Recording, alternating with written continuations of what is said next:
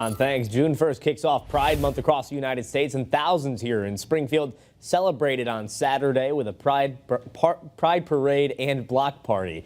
Western Mass News stopped by downtown Springfield to see how people were getting their pride on.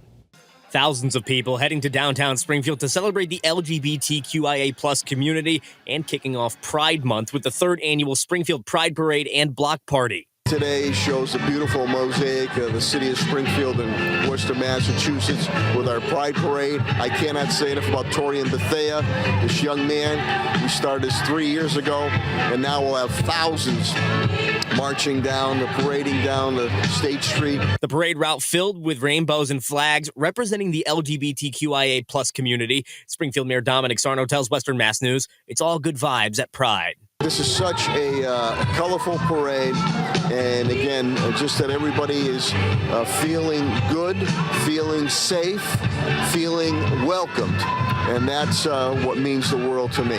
In the parade's 3rd year, organizers estimate over 10,000 people to line Springfield streets to spectate the Pride Parade. Our very own Wesley Days, who is the U-Ball Master of Ceremonies, shares with Western Mass News that he hopes those in attendance gained a positive experience during today's celebration. I think that they will learn and understand that inclusivity is for everybody. Everybody is included in everything. And I think that Pride Month is not only just about loving everybody, it's about accepting everybody.